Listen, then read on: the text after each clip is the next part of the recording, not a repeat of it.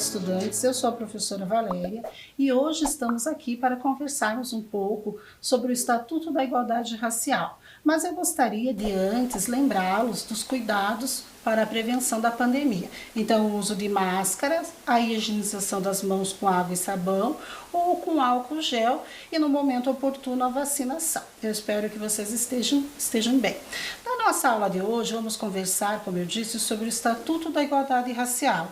A lei que institui o Estatuto da Igualdade Racial é destinada a garantir à população negra a efetivação da igualdade de oportunidades, a defesa dos direitos étnicos individuais e coletivos, o combate à discriminação e as demais formas de intolerância étnica.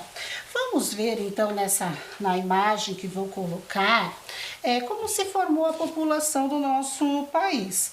Então, observem na imagem que nós temos uma etnia indígena, uma etnia africana e também representante dos grupos portugueses e espanhóis.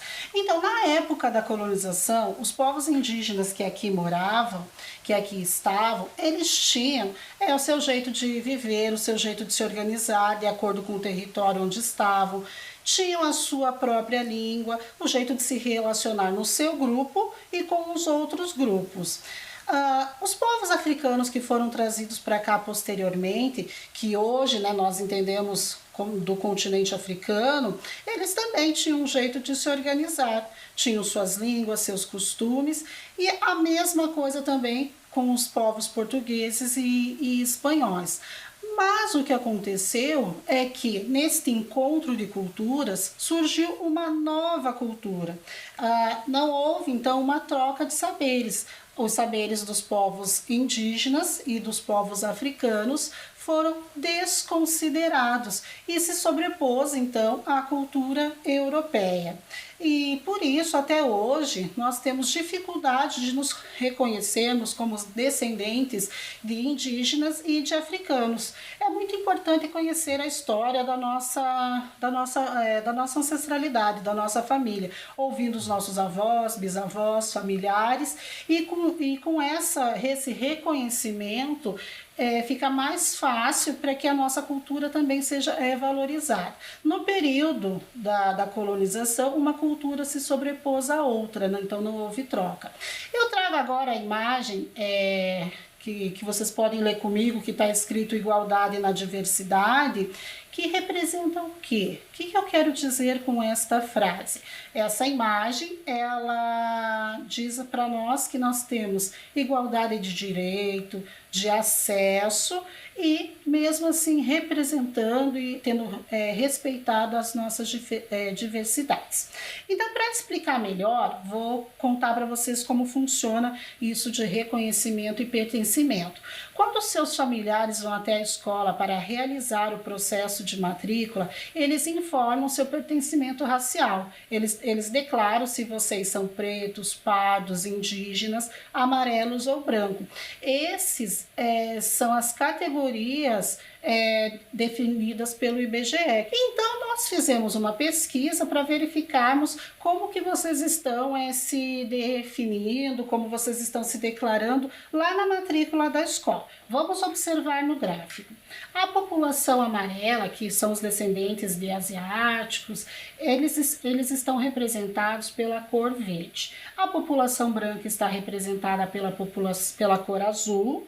O amarelo representa a população indígena, o verde, a população que não foi declarada, o pardo é esse laranjadinho queimado e a população preta é esse representado em vermelho. Então vamos pensar um pouquinho se na nossa escola realmente nós temos maior número de população branca lá entre os estudantes. Nesse gráfico, então, eu destaquei a população preta. Gostaria que vocês pensassem se são poucos os estudantes negros mesmo que estão na escola. Nós temos a maior parte da população, em torno de 56% no Brasil, de população negra. A gente pensando, então, será que não teríamos 56% de população negra nas escolas também? Ou 30%, como nós temos no Paraná? E se esses estudantes não estão na escola, onde eles estão? E essas são apenas reflexões para que nós pensemos, né? Como que nós estamos agindo na nossa escola, quantos estudantes estão. É importante lembrar que a declaração é pessoal. Ninguém pode fazer isso por você. Sabe por quê? A partir da coleta desses dados, é possível planejar ações que atendam às necessidades específicas de cada grupo, atendendo ao que está previsto na Constituição e também no Estatuto da Igualdade Racial, que vamos conhecer hoje. E vocês saberiam dizer há quanto tempo existe esta legislação? Vejam lá, ela é uma legislação de 2010. Pense rápido. Ela tem 10 anos, 11 anos ou 12 anos? Tenho certeza que vocês já sabem a resposta. 11 anos. Isso mesmo, já faz 11 anos que essa legislação está em vigor. Agora vamos assistir a um vídeo com uma linha do tempo para entender melhor quais foram os caminhos que foram percorridos até chegarmos ao documento que temos hoje. Linha do tempo. 1951. Lei Afonso Arinos. Essa lei estabelece 1 ano de prisão ou multa por racismo. E ela surgiu após a bailarina, coreógrafa e ativista americana Catherine Duran fazer uma denúncia em uma de suas apresentações após um ataque racista em um hotel paulista que recusou-se a hospedá-la por conta de sua cor.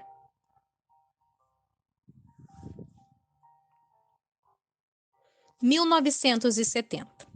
No Rio Grande do Sul, foi criado o dia 20 de novembro como Dia da Consciência Negra, em celebração à memória de Zumbi dos Palmares. 7 anos depois, o Movimento Negro Unificado, MNU, instituiu o dia nacionalmente.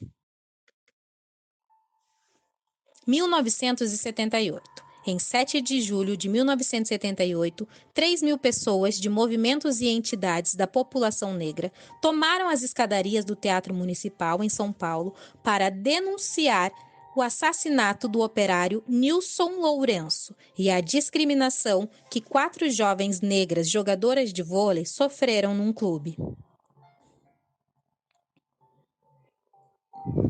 1979.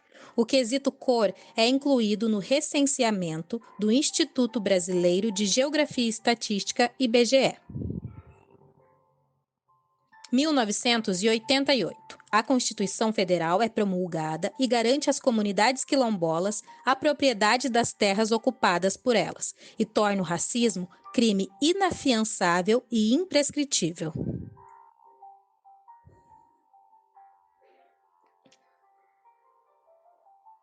1989. A Lei Caon regulamenta a Constituição e determina a pena de reclusão a quem tenha cometido atos de discriminação ou preconceito de raça, cor, etnia, religião ou procedência nacional.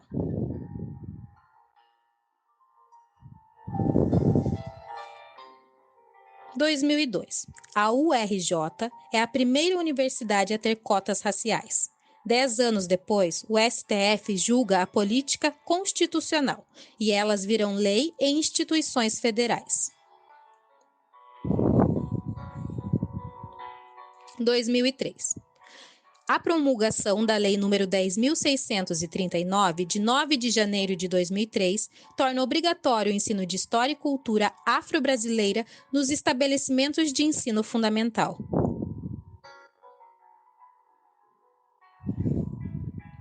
2008. A Lei nº 11.645 inclui no currículo oficial da rede de ensino a temática História e Cultura Afro-Brasileira e Indígena.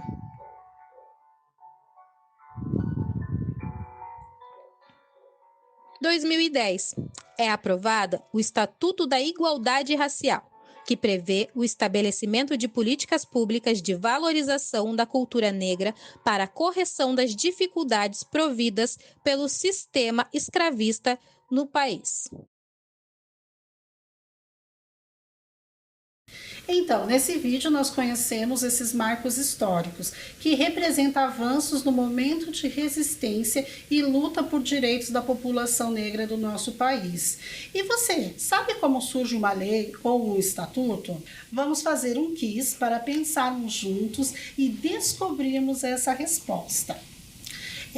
Observe então comigo, vamos lendo e vamos encontrando as respostas juntos. Como surge uma lei?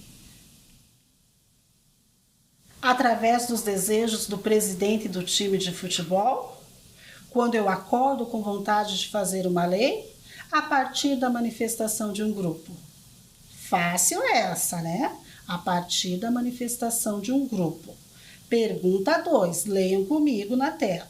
Para participar da discussão, da escrita de uma lei, você precisa ser filiado a um partido político, ser cidadão participante de um grupo que tenha os mesmos objetivos, ou ter olhos azuis?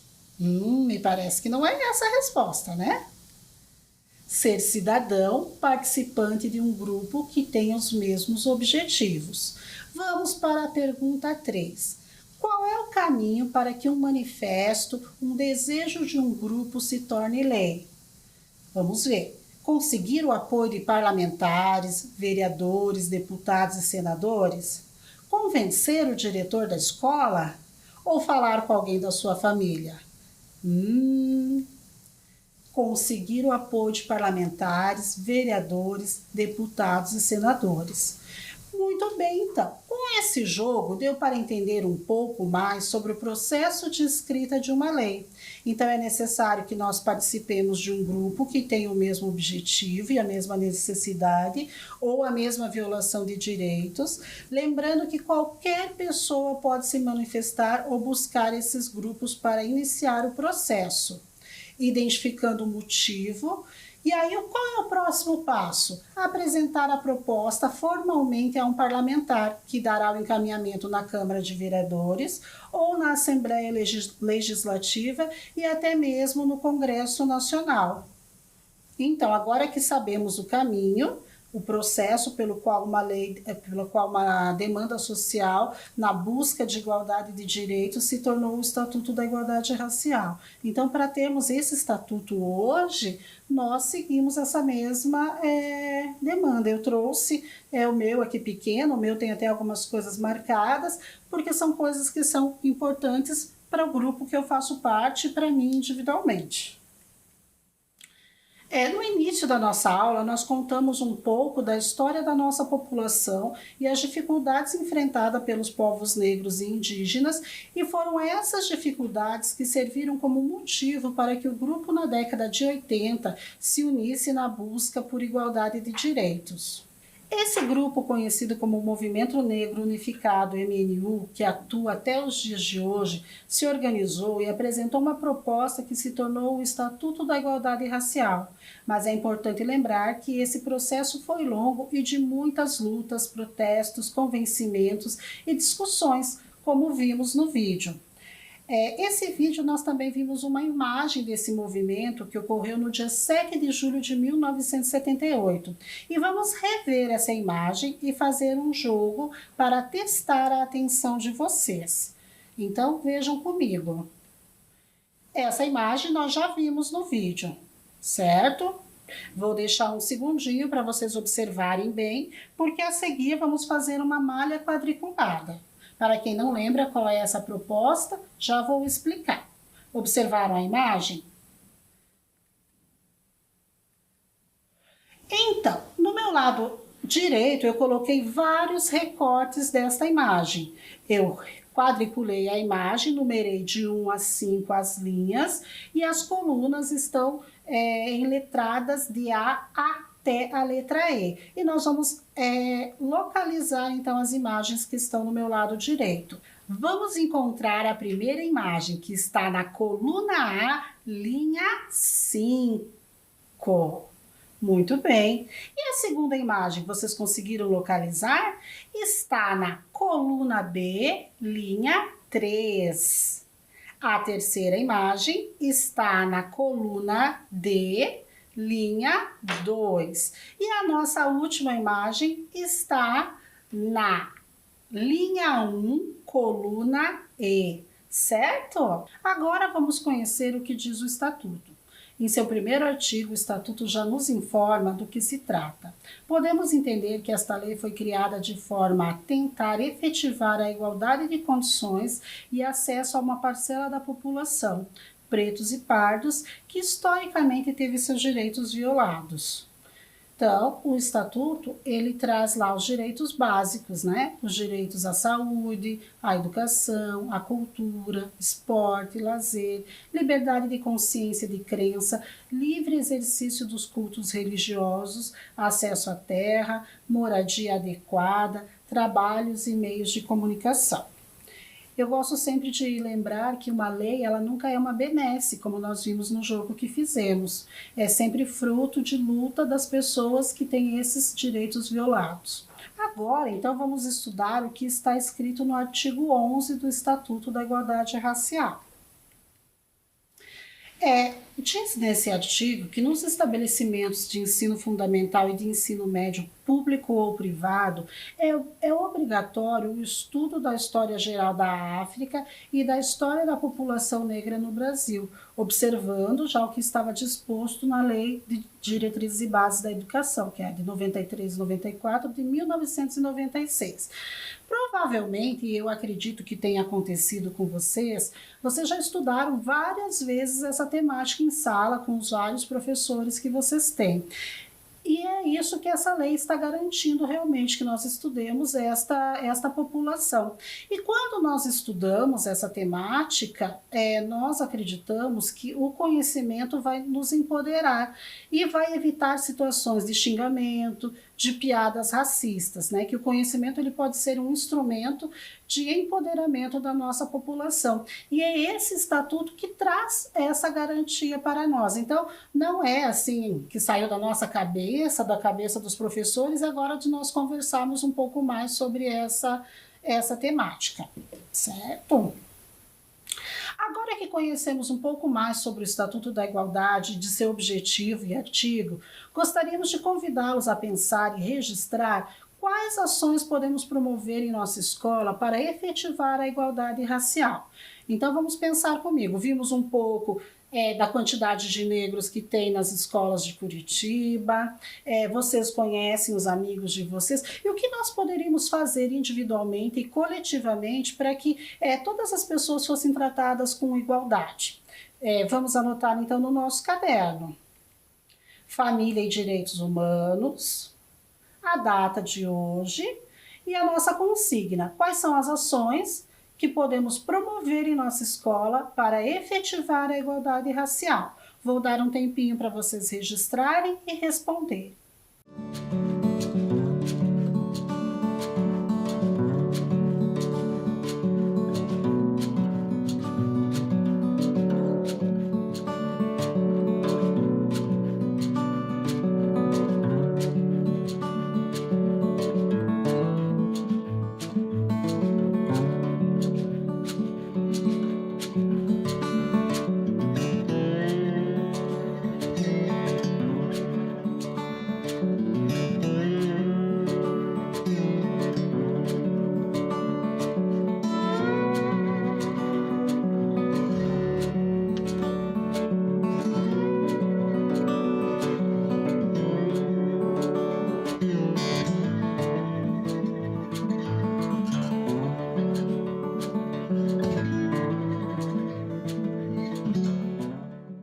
Então, se não deu tempo de terminar, não tem problema, vocês terminam após essa aula. E também é interessante que dá para vocês conversarem com os amigos e proporem uma ação conjunta. Agora, vamos fazer um jogo com o nome de algumas mulheres que fizeram história devido às suas trajetórias de luta e resistência.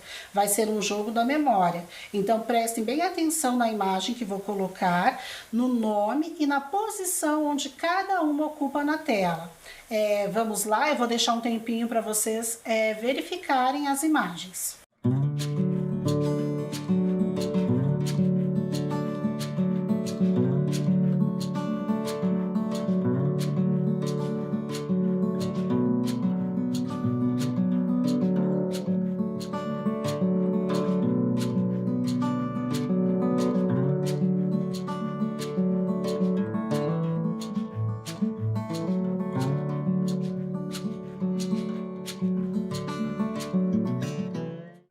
observaram, né, as imagens. Agora, então, vamos tentar localizar.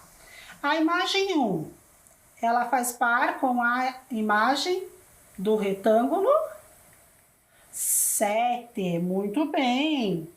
E agora, a imagem 2. Ela faz par com a imagem do retângulo 9. Muito bem, está ficando cada vez mais fácil. A imagem 3 faz par com a imagem do retângulo 6. A imagem 4 faz par com a imagem do retângulo 10. Muito bem. E agora, então, ficou 5 e 8, ok? Muito importante, essas mulheres foram para a história do Brasil, contribuíram de muitas formas. Agora, nós vamos então ver um vídeo de uma dessas mulheres. Eu não vou falar o nome porque eu quero que vocês prestem bem atenção. E as outras mulheres, vocês podem pesquisar posteriormente quais foram as contribuições delas para o Brasil, ok? Vamos ver um vídeo, então? Eu vou começar a nossa aula com 2 frases. Bendita as horas que passei lendo. Gosto de manusear um livro. O livro é a melhor invenção do homem. Vocês sabem quem falou essas frases? Não? Eu vou contar para vocês. Carolina de Jesus. Essa é a nossa personagem de hoje. Vou falar um pouquinho da vida dela para vocês. Ela nasceu no dia 14 de março de 1914.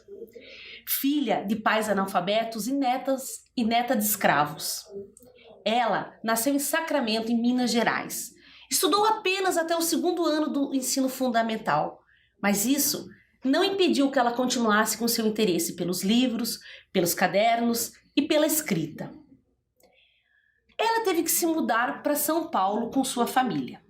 Chegando em São Paulo, ela foi morar numa casa onde trabalhava, e nessa casa tinha uma enorme biblioteca, onde ela passava os seus momentos de folga. Ela se mudou para São Paulo por dificuldades que eles tinham lá em Sacramento, em Minas Gerais. Carolina de Jesus sempre esteve a voltas com os livros, com seus cadernos, com suas leituras. E nesse período que ela estava trabalhando nesta casa, ela engravidou, o que dificultou a sua permanência. E ela passou um tempo morando na rua.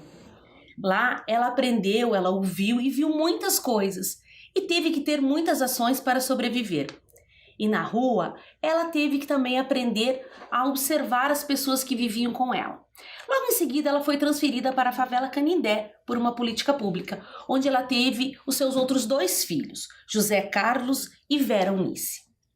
Carolina de Jesus, ao todo, teve 3 filhos. Foi na favela do Canindé que ela foi descoberta.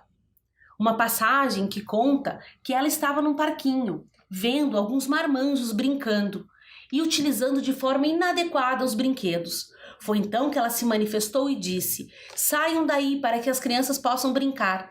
E os moradores que estavam lá no parquinho se recusaram. Então ela ameaçou e disse: "Se vocês não saírem daí, eu vou colocar o nome de vocês no meu livro." Foi então que um jornalista que estava estudando e buscando informações sobre a favela ouviu essa passagem de Carolina de Jesus e perguntou: "Que livro é esse?" Então ela contou que ela estava todos os dias registrando a sua vida na favela Canindé, uma forma de diário. Esse jornalista se interessou pela história dela, e aí que nós temos o livro Quarto de Despejo, o diário de uma favelada. Foi onde Carolina de Jesus foi descoberta. Além deste livro, ela tem outros 2, que é o Diário de Bitita, Casa de Alvenaria e muitos outros. Hoje nós trouxemos esses apenas para dar como exemplo para vocês. O livro, O Quarto de Despejo, o Diário de uma Favelada, ele foi traduzido para mais de 14 idiomas. Eu vou ler um trecho desse livro para vocês. Era 15 de julho de 1955, aniversário de minha filha Vera Eunice. Eu pretendia comprar um par de sapatos para ela, mas o custo dos gêneros alimentícios nos impede a realização dos nossos desejos. Atualmente, somos escravos do custo de vida. Eu achei um par de sapatos no lixo, lavei e remendei para ela calçar. Eu não tinha um tostão para comprar pão. Então, eu lavei 3 litros e troquei com o Arnaldo. Ele ficou com os litros e deu-me o pão. Fui receber o dinheiro do papel. Recebi 65 cruzeiros. Comprei 20 de carne, 1 quilo de toucinho e 1 quilo de açúcar e 6 cruzeiros de queijo. E o dinheiro acabou-se.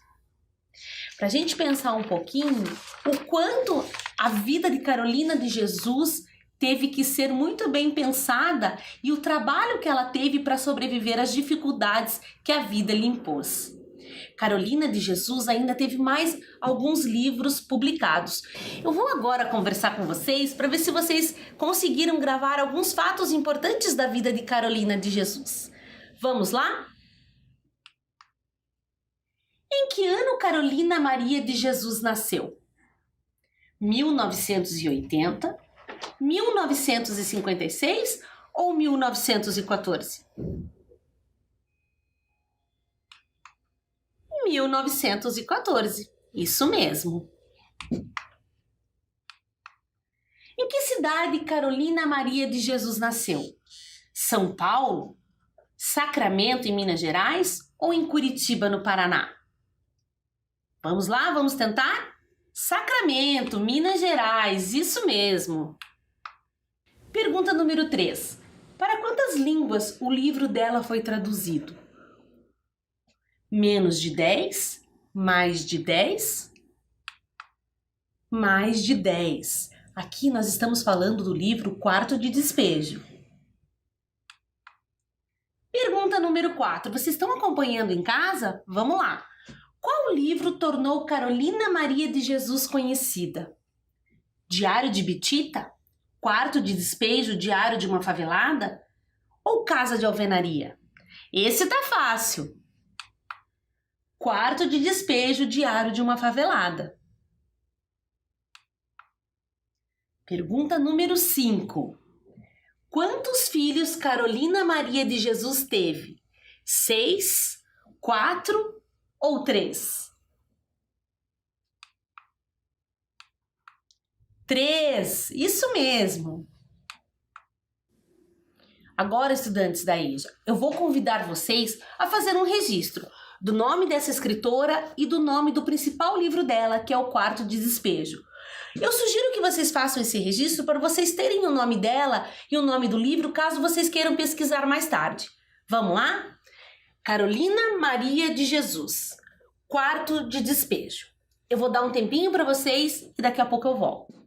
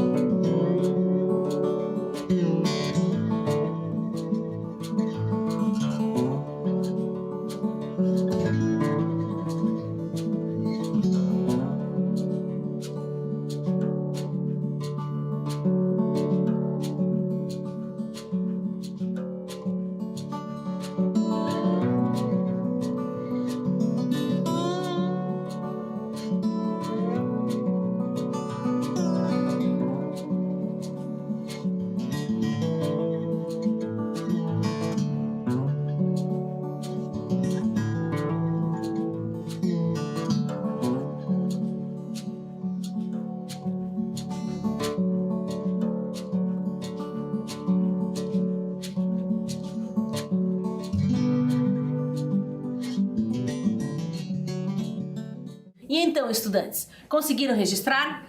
Carolina Maria de Jesus, quarto de despejo.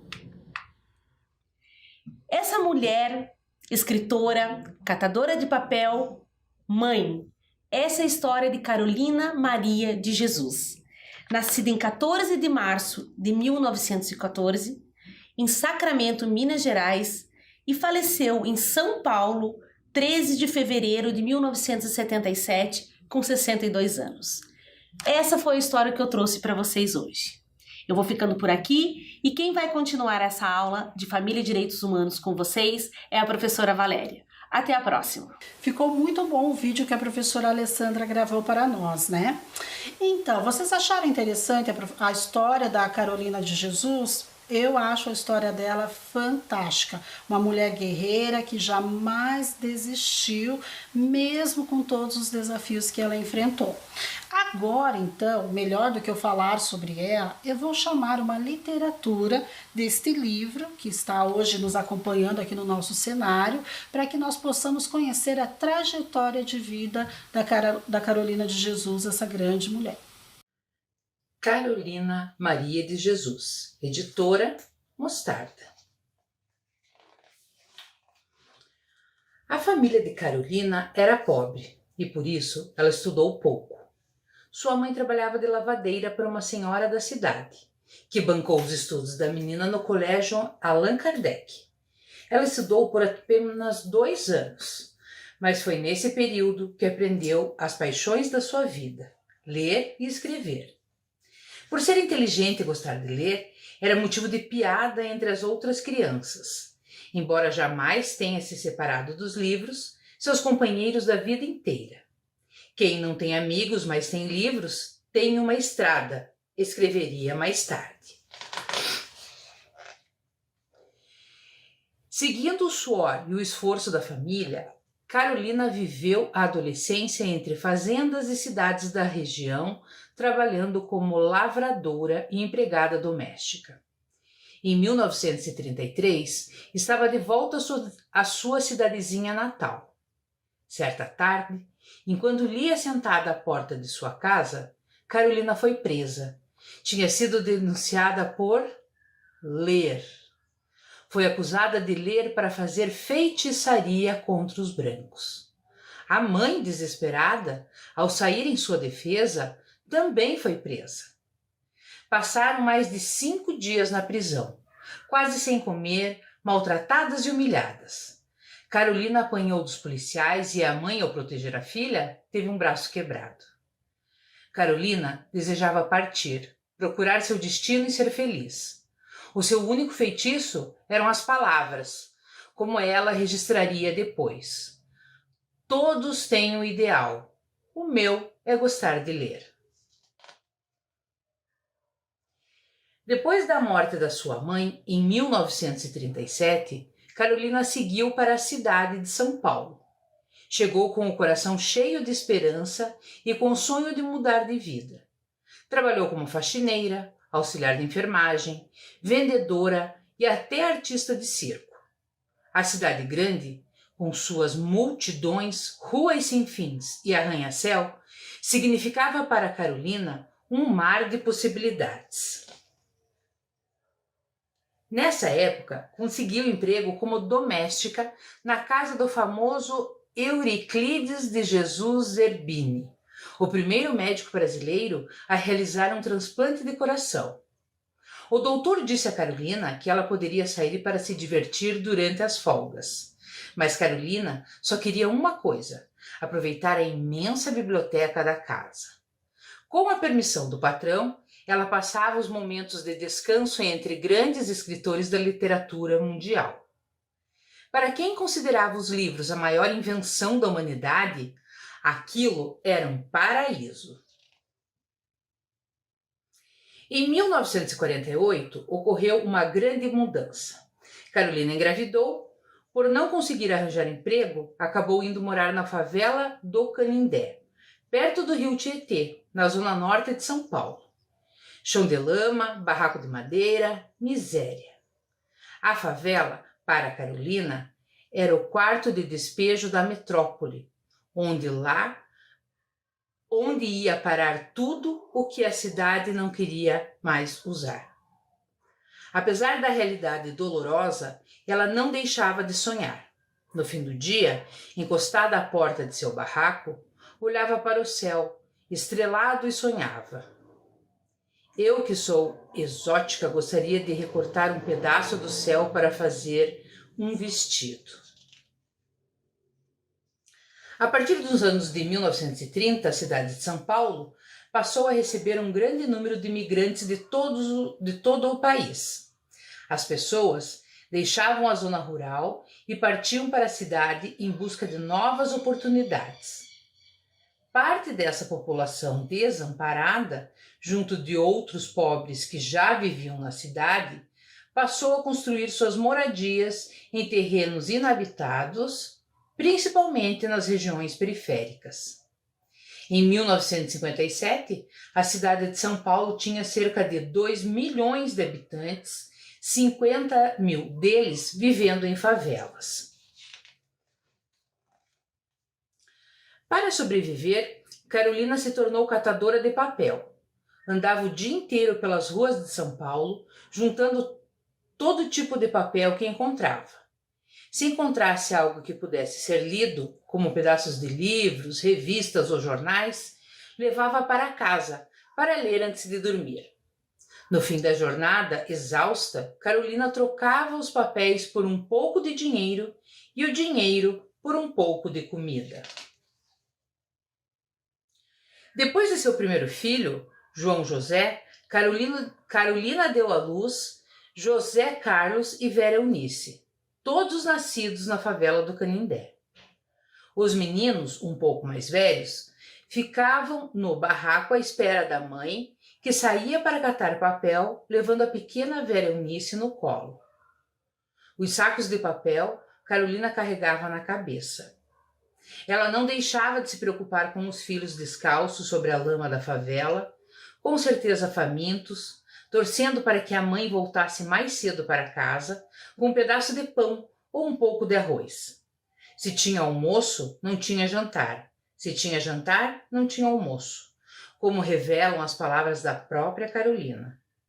Eu sou negra, a fome amarela e dói muito. Mesmo levando uma vida difícil, existia dentro da Carolina uma vontade que queria ser ouvida, que desejava gritar para o mundo: vejam, eu existo. Esta sou eu. E Carolina realmente tinha algo a dizer. Em 1955, começou a registrar o dia a dia da favela em papéis que encontrava no lixo. Escrevendo com sinceridade e sem enfeites, criou um jeito próprio de comunicar a sua verdade. Aquele universo de tristeza, desesperança, violência e preconceito ganhava uma nova expressão por meio de sua sensibilidade. Além do diário, Carolina escrevia poemas, contos e romances. Tinha o sonho de ver a sua obra publicada. Mas o fundamental é que, para ela, escrever era uma necessidade, assim como respirar, comer e matar a sede.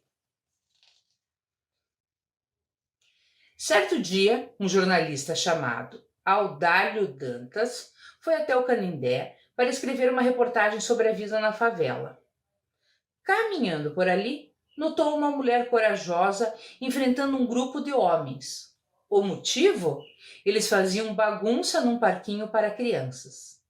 Se vocês não saírem, eu vou escrever tudo isso no meu livro, ameaçava ela. Curioso, Audálio se aproximou e quis saber de que livro ela estava falando. Então, ele foi levado pela mulher até um barraco, onde ela lhe mostrou uma pilha de cadernos. Ao ler uma das poucas páginas, Audálio ficou de queixo caído. Havia vida, força e beleza naqueles escritos. Tinha encontrado sua reportagem e ela se chamava Carolina Maria de Jesus. No dia 9 de maio de 1958, O jornal Folha da Noite publicou uma matéria contando a história da catadora de papel, mãe solteira de 3 filhos, moradora da favela do Canindé, que escrevia em cadernos que encontrava no lixo. A reportagem apresentava trechos do Diário de Carolina e anunciava que ele seria publicado em livro com o título de Quarto de Despejo, Diário de uma Favelada. A repercussão da matéria foi enorme e Carolina se tornou o assunto mais comentado da cidade. Ela estava realizando um sonho antigo: ver os seus escritos publicados, a sua voz alcançando os 4 cantos do mundo. A festa de lançamento de Quarto de Despejo foi um sucesso. As pessoas faziam fila para conseguir um autógrafo da autora. Em 5 dias foram vendidos 10.000 exemplares. Saíam novas reportagens sobre Carolina nos jornais, nas rádios e na televisão. Ela se transformou na celebridade do momento. Tirou foto com autoridades e foi elogiada por grandes nomes da literatura brasileira como Jorge Amado e Manuel Bandeira. Carolina, ao conhecer Clarice Lispector, virou-se para a filha e disse: "Veja, filha, aqui está uma escritora de verdade." E Clarice retrucou: "Escritora de verdade é você, Carolina, que escreve a realidade como ninguém." Quarto de Despejo se tornou um fenômeno. Foi publicado em 46 países. A arte de Carolina conquistava o mundo. Os convites vindos de fora não paravam de chegar. No Uruguai, ela desfilou em carro aberto ao lado do presidente. Com o sucesso, Carolina deixou a favela do Canindé e se mudou para o bairro de Santana. Mas nem tudo eram flores. Os moradores do bairro não gostavam da presença dela e das filas de pessoas pobres que procuravam sua ajuda. Carolina gostava de ajudar os necessitados e, além disso, não conseguia se adaptar ao ambiente de luxo e riqueza que passou a frequentar. Ela não queria ser vista como um simples produto de consumo, mas sim como uma artista e escritora. Depois de Quarto do Despejo, Carolina lançou em 1961 Casa de Alvenaria, em que conta como era sua vida depois de ter saído da favela e denuncia a hipocrisia dos ricos. O livro não foi bem recebido e vendeu menos do que o anterior. Carolina chegou a gravar um disco com canções de sua autoria. Pouco depois, em 1963, publicou o romance Pedaços da Fome e, com dinheiro do próprio bolso, lançou o livro Provérbios, que também não fizeram sucesso e complicaram sua situação financeira. Carolina tinha língua afiada, defendia a doação de terras para os pobres como solução para o fim das favelas, entre outras opiniões polêmicas. Assim, era tida como estranha pela elite. Cada vez mais isolada, decidiu em 1969 ir morar em uma chácara em Parelheiros, no extremo sul da cidade, onde teria um ambiente mais parecido com o da sua infância, com hortas e animais. Esquecida pela mídia e pelo meio literário, Carolina perdeu quase tudo o que tinha ganhado. Levou uma vida simples em sua chácara até que, em 1977, foi surpreendida por um ataque fatal de asma. Depois de sua morte, foi publicada o livro Diário de Bitita, em que a autora conta memórias da sua infância. À frente de seu tempo, ela se tornou um exemplo de resistência e perseverança. Assumiu seu lugar de fala e fez sua voz ganhar o mundo. Carolina virou tema de filmes, peças de teatro, músicas e livros, e se transformou em referência para as novas gerações. Mesmo diante das dificuldades, sempre confiou no poder dos livros e da literatura, e nunca deixou de acreditar que sua arte um dia se tornaria imortal. Espero que vocês tenham gostado. Esse é o nosso recado de hoje. Um beijo, até a próxima.